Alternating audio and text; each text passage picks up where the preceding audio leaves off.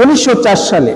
এর গঠনের উদ্দেশ্য ছিল যে মানুষ যেন অন্যায় পাপ ছেড়ে দিয়ে যেন খেলাধুলা করে যেন তারা সুন্দর সুস্থ মানব হতে পারে।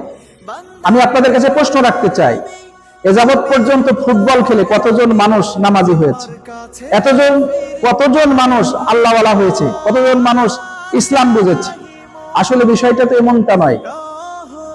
ইতিহাস সাক্ষী, ইতিপূর্বে ইসলামের বিরুদ্ধে, কোরআনের বিরুদ্ধে, রাসূলের বিরুদ্ধে কিছু বলতে হবে, কিছু করতে হবে, সেই জন্যই কিন্তু খেলতামাশা এবং নাটক, বিভিন্ন ধরনের বই ক্রয় করে নিয়ে এসে রাসূলকে এবং ইসলামকে এবং কোরআনের বিরুদ্ধে তারা সোচ্চার হয়েছিল। এখনো ইসলামের বিরুদ্ধে, কোরআনের বিরুদ্ধে যাতে মানুষ লেগে পড়ে, এই জন্যই কিন্তু বিভিন্ন সময় খেলতামাশার জন্য 1863 সালে, আর ফিফা গঠন হয়েছিল 1904 সালে।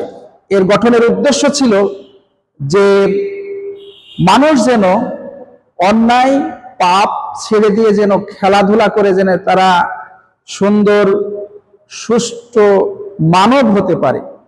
আমি আপনাদের কাছে প্রশ্ন রাখতে চাই, এ যাবৎ পর্যন্ত ফুটবল খেলে কতজন মানুষ নামাজি হয়েছে? কতজন মানুষ আল্লাহওয়ালা হয়েছে? কতজন মানুষ ইসলাম বুঝেছে? আসলে বিষয়টা তো এমনটা নয়।